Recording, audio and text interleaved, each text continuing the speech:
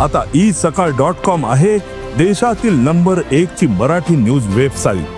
प्रत्येक अपडेटसाठी isakal.com ला नक्की भेट द्या।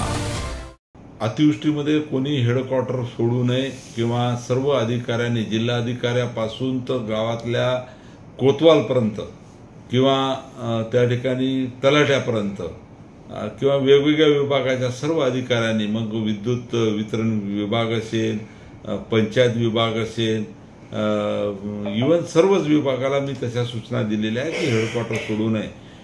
त्यापरी अशा काही तक्रारी आलेल्या आहेत की काही अधिकारी किंवा काही कर्मचाऱ्यांनी या ठिकाणी दिलेल्या आदेशाचं पालन केलं नाही, हेडक्वार्टर सोडलं, बाहेरगावी गेले, फिरायला गेले, तर अशा सर्व याची माहिती घेऊन त्यांच्यावर कारवाई केल्या जाईल आणि ही कारवाई करण्याचे निर्देश मी जिल्हाधिकाऱ्याला दिलेले आहेत।